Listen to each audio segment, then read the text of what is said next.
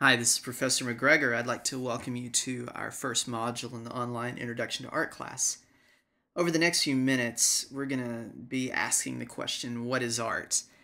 And instead of me just giving you a definition of art, I would like for you to arrive at your own definition of art. And the way we're going to do this is I'm going to show you a series of images of works that are considered to be art by people in the art world. And by the art world, I mean the people who run galleries and who work in museums and who write textbooks. However, just because someone in the art world says it's a work of art doesn't mean you have to think it's a work of art. So I'm going to be showing you a bunch of these images, and as you look at each one of them, I want you to ask yourself the question, do I think this is art? And why? And you do not have to think all of these images are art, of course. It's completely up to you. And here's what I want you to do as we're doing this. At the top of a piece of paper, I want you to write the first part of a sentence, and I want you to write down the words, a work of art, and then put a colon. And as we go along, I want you to write under this words that you think should define every work of art. So for example, I might show you a painting that has colors that really appeal to you. You think it's beautiful colors in this painting. So you might write on your sheet of paper, a work of art has beautiful harmonious colors. And as we go through additional examples of artworks, you're going to keep adding to this list. You're going to add additional words or phrases, and you might strike some out. You might think, for example, that the thing about harmonious colors doesn't apply to every work of art. Obviously, it wouldn't apply to a black and white image. Just remember that this list that you're making is a work in progress. You are trying to arrive at a set of words and phrases that is going to be able to describe every work of art that's ever been created. Now remember, in this activity, there are no right or wrong answers, just your personal opinions and your personal criteria. Be sure to hang on to this list because you're going to turn it into your professor when we're finished. All right, let's get started. We're going to start with an image that probably most people, even those who haven't studied art, would consider to be a work of art. Doesn't mean you have to, but it's a pretty easy image to look at. It's a painting from 1890 by an American artist named William McCloskey. And McCloskey has painted what your book calls a representational painting. And if you remember from your reading, the goal of a representational painting is to reproduce an image of something that actually exists in the visual world.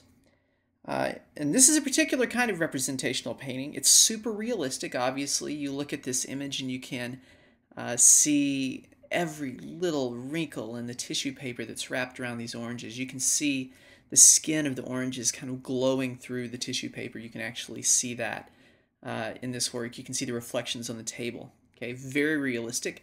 It's a special kind of painting that artists call trompe l'oeil, which is a French phrase that means trick the eye.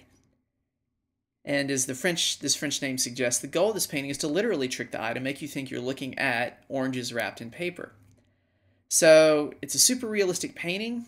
As you're looking at this, you need to ask yourself the question, is this art? And why or why not? Many people, most in fact, would probably say it's a work of art because it was created with great skill. McCloskey obviously has lots of talent and patience and artistic facility. So, on your list, should any of those things be written down? Maybe, maybe not. For example, you might write skill. I believe every artwork is produced with skill. Or every artwork should mimic the outside world. You don't have to put those things, but those are some things that might get you started. So ask those questions and write those things down, and you can pause this podcast if you need to, and we'll continue with our second image. Our next image is by a Frenchman named William Bouguereau. It's from 1898, Head of a Young Girl, and it's kind of similar to the first one. It's extremely realistic. We look at the woman's face, and it seems really rounded, three-dimensional. We can see the muscles in her neck. We can see her hair being detailed. What differs in this painting from the McCloskey painting is it doesn't have quite the sense of polish throughout the entire painting. For example, we look at the background and we see some little tiny brush strokes. And we also see the artist's signature in the upper left corner. And these are things that kind of shake us out of the illusion. They remind us that what we're looking at is an illusion on a flat piece of canvas. So this isn't quite a trompe-l'oeil image. It's pretty close, but it has some things that remind us that this really is a painting. So look at the Bouguereau painting and ask yourself, is this a work of art? Are there any words you need to add to your list? If you think this is a work of art, go ahead and do that now. Our next painting, continuing this theme of heads of young women, goes a little further down the path stylistically. This is by Frank Duveneck. Like the Bouguereau painting, this is the head of a young girl, but notice that it's different in style. It's not perfectly smooth, it's not perfectly rounded. We would not call this a trompe-l'oeil painting. We see the brush strokes. We see kind of the chunky strokes of paint that help shape out and map out this face. And if you look at the girl's body, it's not even as finished as the head is. It's kind of scrubbed in really loosely. And obviously this painting doesn't have the same level of realism as the first two paintings. So if you think this painting, the Duveneck painting, is a work of art, and one of your criteria was a work of art must be perfectly realistic, this isn't quite perfectly realistic. It's pretty good looking, but not quite. So you might reconsider that criteria. This next work is obviously also a female's head. It's by an artist named Modigliani. And here we've taken a definite step towards abstraction. This is what your book would call a stylized picture. Modigliani doesn't seem to be trying to create a face with realistic shadows and a three-dimensional looking nose. Instead, he's created this image of a woman that's not realistically proportioned at all. In fact, if you saw this woman on the street looking exactly like this, you might totally freak out because she looks really odd. She's flat. She has this outline around her nose. She has this really long neck, and her head is cocked at this really quirky angle. So Modigliani here obviously has a different goal from the first artists we looked at. He's not trying to reproduce reality exactly as he sees it. He has something different going on. Maybe by distorting the face, he wants to tell us something about this woman's personality. Maybe he simply just wants to make a beautiful arrangement of shapes and colors on the canvas. Whatever his reasons, they definitely seem to be different from the first artists that we looked at. So as you look at Modigliani's work, you should ask yourself the question, do I think a work that is not realistic, can that qualify as a work of art? Is perfect realism an important criterion for all artworks? Also, did this painting take as much skill as the first paintings we looked at? If you had that as a factor, that's something you might consider or change or reword. The next work we're going to look at is by Willem de Kooning, an American artist from the 1950s. This is called Woman 1, so this kind of wraps up our theme of female portraits.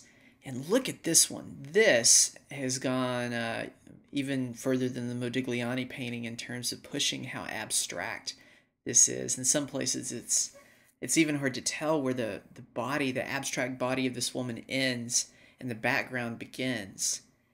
It's a painting made of slashing brushstrokes. It seems like it was done in a hurry, almost in a frenzy. And the woman's face is definitely not what we would call beautiful. So here's a work that doesn't appear to require the same level of technical ability that the McCloskey or Bouguereau painting required. So you have to assess how much does talent and skill play into a work of art. Because this painting is definitely leaning in a different direction from those first very realistic paintings that we looked at. On the other hand, this work is representing an accepted genre within painting. It is a portrait. It is using art materials such as paint and canvas. But you need to ask yourself, do I think this is a work of art? Why or why not? So write down some words for what you're thinking on this de Kooning painting. You might have heard of the next artist that we're going to look at, Jackson Pollock. This painting of his, number 1, Lavender Mist, is what we call a non-representational painting. You learned that word from your reading. And this is about as far away from trompe-l'oeil as you can get. It doesn't refer to anything in the real world if you just look at the painting itself. All it is paint splattered on canvas. In fact, the way Pollock would work is take a sheet of canvas, put it on the floor, and use ordinary house paints and sticks and brushes to just splatter these materials onto the canvas. And this work may be more of a stretch for you than some of the paintings we've looked at so far. I mean, do you think this is a work of art? It's totally abstract. It's not even a picture of anything. Many people who look at this type of work say, I could do that, or my kid could do that. Does that affect whether or not it's a work of art? If you can do it and you're not an artist, does that mean it is not a work of art? And if you're one of those folks who says, I could do that, you should remember that Pollock had several years of training in more traditional methods of painting before he embarked on this style. So you could ask yourself the question, would my painting, even without this same training, still look like this? Do years of training count for anything in abstraction? But on the other hand, what's the difference between this Pollock painting and, say, a painter's drop cloth that gets randomly splattered with paint while you're painting your wall? Would that be an artwork too? So add to or edit your list in reaction to this work that may challenge you a bit more than the others. And here's our next work. What on earth is this? It is a urinal that has been signed. You can see the artist's signature in the lower left and dated.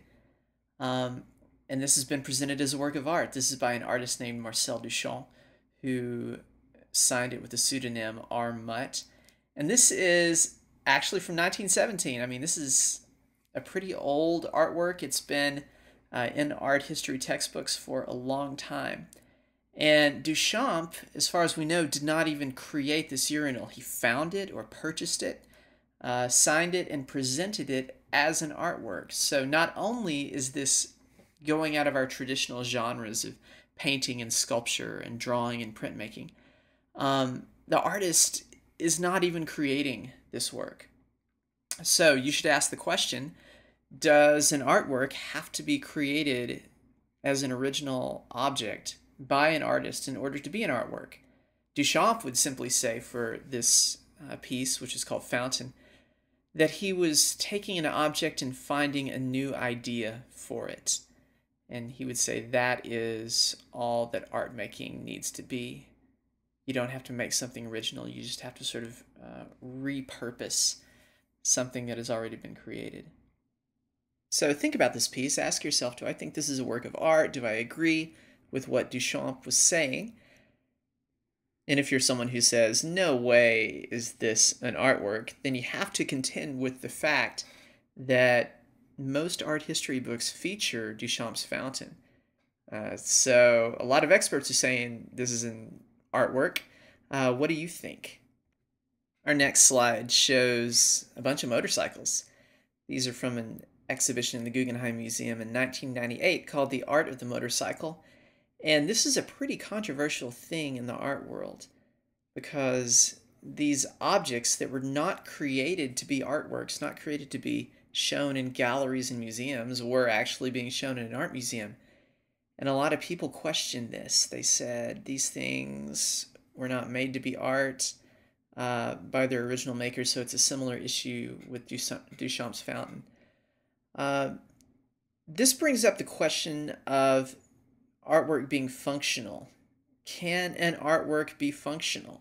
Can it be something that you use? Or should an artwork simply be something that exists for its own sake? That simply exists to be beautiful or thought-provoking? Obviously, all these motorcycles, you could ride them. I'm assuming you could. Those older ones look a little bit sketchier. But I'm assuming you could ride them so they could be used as well as looked at. So this is a very much an ongoing debate in the art world. Can something that can be used in everyday life also be considered an aesthetic object? And if you say the answer is yes, useful objects can be considered artworks, you have to decide where you draw the line. Is a bottle of water an artwork? Is the pen that you're writing with an artwork? Is your car a work of art? Is your house a work of art? Or do we have to wait until these things end up in an art museum before they're considered a work of art? It opens up the kind of disturbing question, can anything be a work of art? Here we go with another example that we see in art history textbooks. This is from 1971. You see a couple of photographs there. These photographs are actually documenting something called performance art. This is a performance by a guy named Chris Burden, who made a name for himself by doing kind of outlandish activities and calling those his art. So this is a performance piece called Shoot. And in this piece, Burden and his assistant went into an art gallery, and he had his assistant shoot him in the arm with a .22 rifle. And in the picture on the left, you can see the actual shooting taking place or about to take place. In the picture on the right, a dazed-looking Burden is having his arm bandaged. Now, this is pretty far out there. Interestingly, it's not from the past 10 years. This is from the 1970s. So this has been around about 40 years. Is this too weird to qualify as a work of art? I mean, it's pretty bizarre. We might even question Burden's mental capacity to participate in this. It's something that's not leaving behind a physical object, right? It's a performance. So it happened sort of once upon a time. It was documented by these photos, but the photos are not the work of art. The performance itself is considered the work of art. So can something that doesn't really leave behind a permanent object, permanent artwork, be considered a work of art? Moreover, is this just too transgressive? Is he just crossing some sort of line here, and it's just too crazy to be considered artwork? And finally, the question to ask is, what is the difference between this and a drive-by shooting or a random act of violence? Is the fact that this is intentional, that it is done in a gallery, something that makes it a work of art, or is it definitely not? So think about that. Along the same lines, another performance piece, this one by the German performance artist Joseph Beuys, and his work, How to Explain Pictures to a Dead Hare. And this work took place in an art gallery. Beuys, the artist, wearing gold leaf material all over his face, that's why his face looks kind of strange in this picture, held a dead rabbit in his arms, and he walked around the gallery looking at framed works on the walls, and he would mumble and whisper things to the rabbit as if it were actually alive and looking at the art with him. This is an activity that in other circumstances we might ascribe to an insane person or someone who is mentally troubled. Yet, if Beuys is doing it in an art gallery, does that mean it qualifies as art in this situation? Now remember, this and the Shoot piece are in art history books. Art experts have called these art for years. Again, doesn't mean you have to, but these are some of the extreme kind of edges of what has been done in the art world. One of the things to keep in mind about both of these performers is that they have a body of theory behind these works. They would claim that they're making commentary on the human condition and political events. Joseph Beuys, for example, was a pilot during the Second World War. He was a German pilot. He was shot down in a snowy region, and he was rescued by an indigenous group of nomads, and they nursed him back to health. And he saw this as sort of a transformative experience. And because of this, he viewed himself in his artwork as a kind of shaman, someone who is performing almost magical rituals, helping us become better people and helping better society. So does that make any difference? I mean, does that keep him from being classified as a crazy person? Or at the end of the day, is it still just some weird dude talking to a dead rabbit? All right, now might be a good time to pause for a minute and kind of take stock in what we've looked at so far. We've looked at a range of different artworks, and we've asked several questions about them. We've asked, does an artwork have to be realistic? Does it have to mimic the outside visible world? Does an artwork have to be original? Does it have to even have been created by the artist who is associated with it? Does an artwork have to be a non-functional or non-useful thing? Can it be also something that can be used in everyday life? Which, again, opens the question, can anything that is designed by anybody that is useful be an artwork? And also, can a performance be an artwork, or does an artwork need to leave behind a physical object? You should have on your paper a list of your criteria of things that you think every artwork should be. And you may have written some things down and then marked them out. You may have started with a very narrow definition and you may have expanded it a little bit. But that's what we're trying to do. We're trying to, again, find words or find phrases that will be able to be applied to every single artwork. And from that, we're going to formulate a definition. All right, let's look at some more examples of edgy art and things that are in art museums, and you can decide whether or not you think this should be in an art museum. Our next piece is by a British artist named Damien Hirst, and this is a pretty recent piece. It was originally created in 1992, and it was redone in the mid-2000s. It has the rather ponderous title, The Physical Impossibility of Death in the Mind of Someone Living. And this work consists of a shark that has been preserved in a tank of formaldehyde. It's floating there. And the reason it was redone, as I mentioned earlier, is that the first one disintegrated a little bit and kind of fell apart. And this picture that you can see right now is the current version. And it's not looking too great either. I was in New York a couple of years ago, and I went and saw this. And it was kind of nasty. There was like scum floating at the top of the tank. So who knows what that was.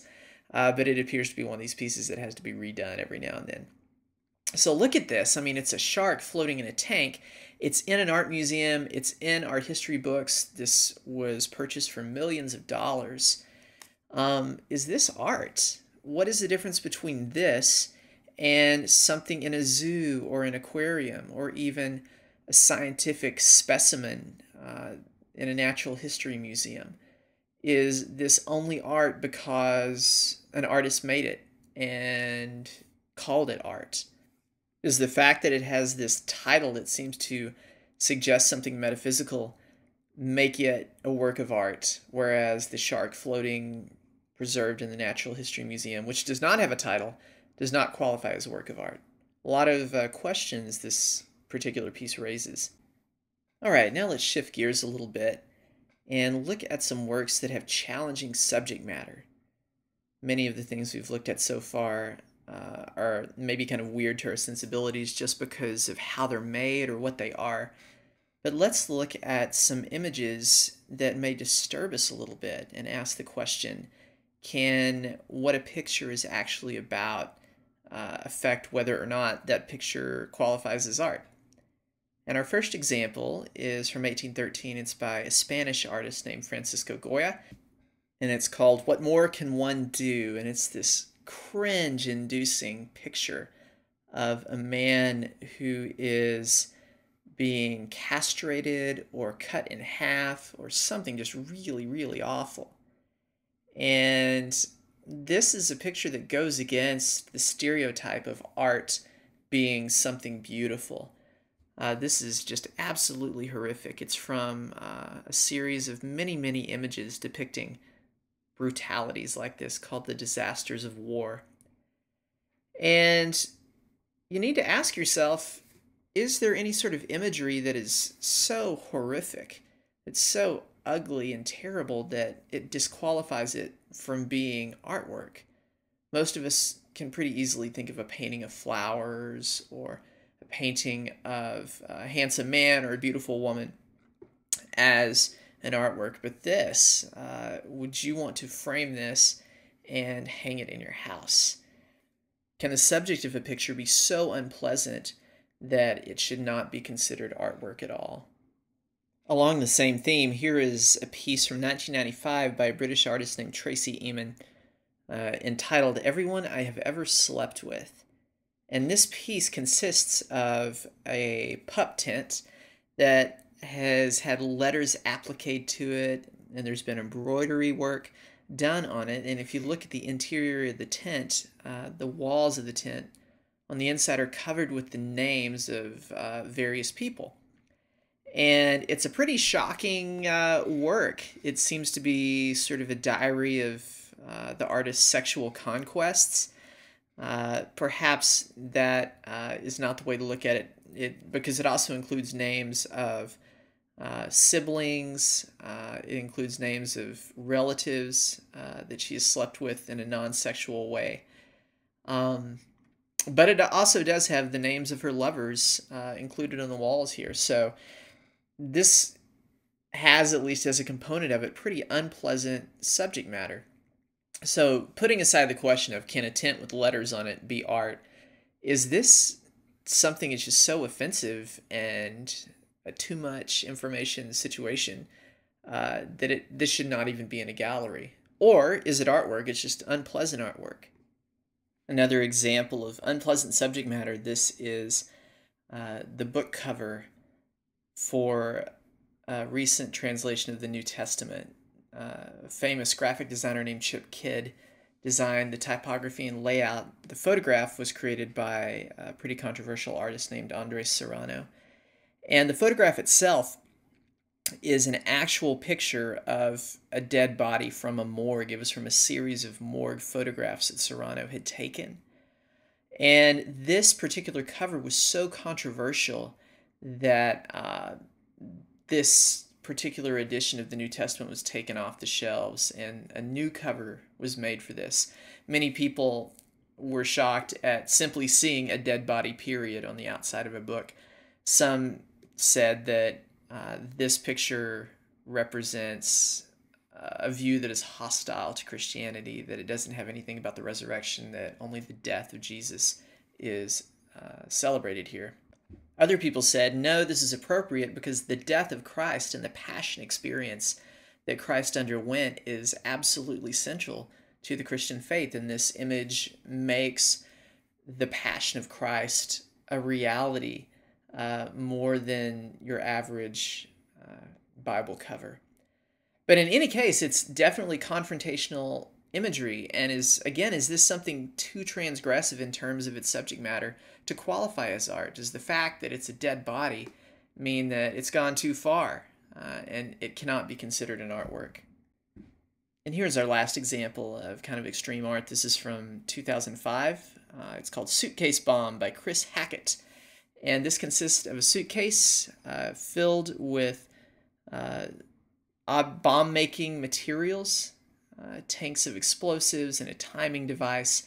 This suitcase was closed up and placed in a gallery, and there was a little sign beside the suitcase that informed the gallery goers that the artist had a cell phone with which he could detonate this suitcase anytime he wanted. Now, this raises some questions such as, was this really a functioning bomb? Could the artist have actually done this, or is this just a big sham? Is it a lie?